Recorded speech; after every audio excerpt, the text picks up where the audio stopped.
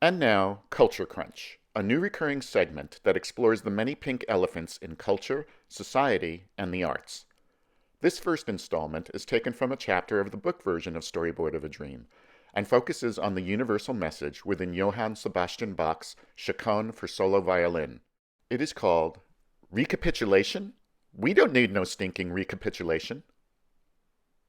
In Portrait of the Artist as a Young Man, James Joyce observed that the most universal works of art begin with an artist's relentless inner journey. Songwriters such as Joni Mitchell, Bob Dylan, and Nick Drake have accomplished Joyce's loop, their lyrics so highly personal that they transcended their creators to resonate freely. But is it possible for an artist to translate and universalize the human experience, all of its sorrows and joys, solely in one piece of instrumental music? It is difficult to know exactly what Johann Sebastian Bach, who lived from 1685 to 1750, was feeling or thinking when he composed the Chaconne, a 20-minute piece for solo violin spun from a single chord progression. Like Da Vinci and the Mona Lisa, Bach may not have purposefully set out to create something so profound when he wrote the Chaconne. Nonetheless, there clearly had to be an inner journey involved in the creation of this incomprehensibly perfect work.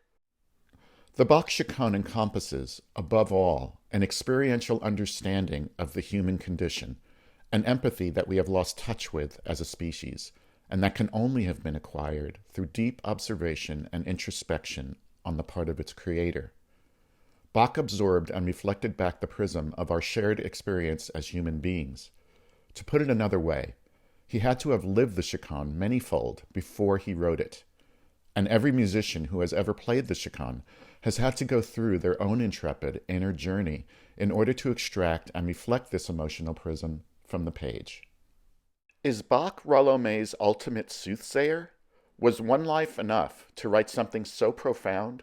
This singular, technically demanding piece is so enlightened and unparalleled that it seems as if Bach had 9 lives to draw on. The composer Johannes Brahms said it best. For a small instrument, the man writes a whole world of the deepest thoughts and most powerful feelings. If I imagined that I could have created, even conceived the piece, I am quite certain that the excess of excitement and earth-shattering experience would have driven me out of my mind. A chaconne is a set of variations based on a short chord progression. The first 8 measures of the Bach chaconne constitute the actual chaconne and form the basis for a staggering number of increasingly difficult variations. I'm playing it on viola because, well, desperate times call for desperate measures.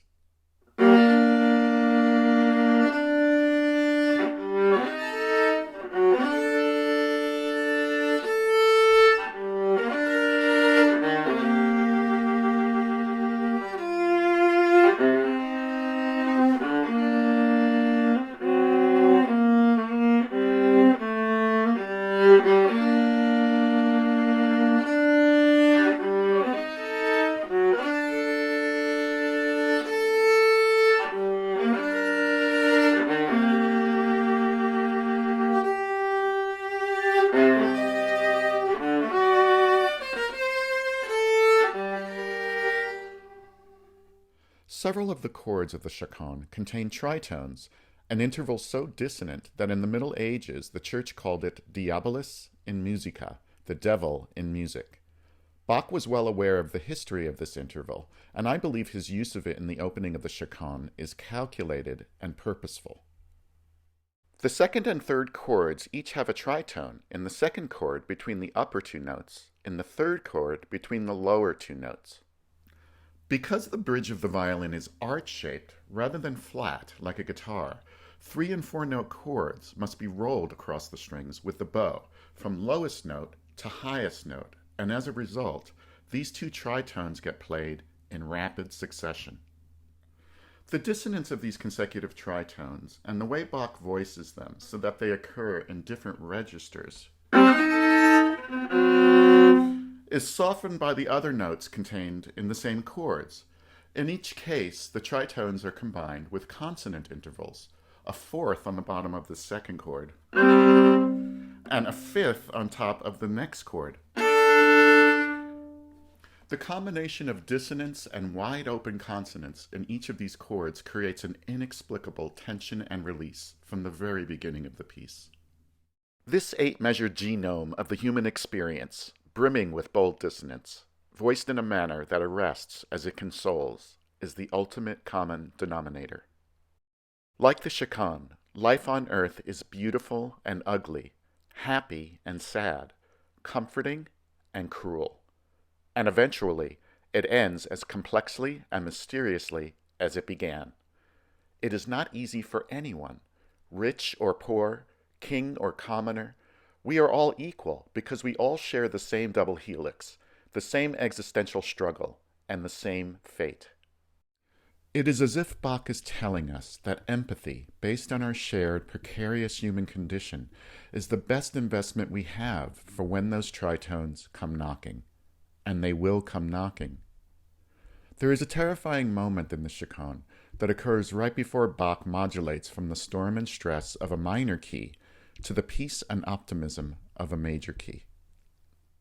Before Bach opens that window of hope, he recapitulates the Chaconne in full force, voiced in a higher, more shrill register, drawn out, transformed with insistence and pleading, descending notes driving us downwards towards an uncertain fate.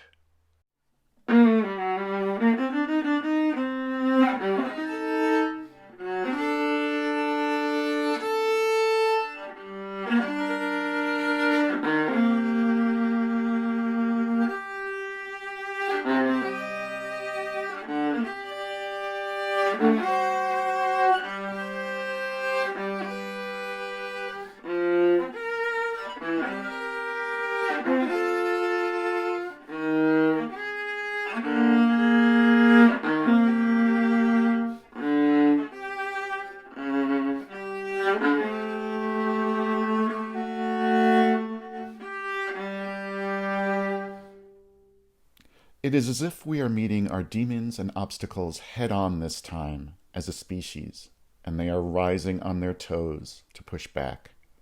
Does any of this sound familiar? If it is one message I have come away with after documenting the psychic component to the UAP experience, it is that as a species, we cannot afford any more recapitulations. There is a beacon, and we must move towards it.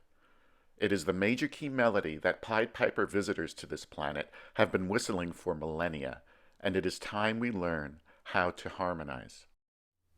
When Bach returns to a minor key at the end of the Chaconne, he reminds us just how precious and fleeting life is. In the end, when we leave this place, we all must face the minor key of our ultimate journey. But the last note of that journey is not one we have to face alone. Bach indicates that the final note of the Chaconne be played as a double unison, a pitch that is both fingered and sounded with an open string at the same time. It seems as if he was saving the most important message for last. For many voices, one note.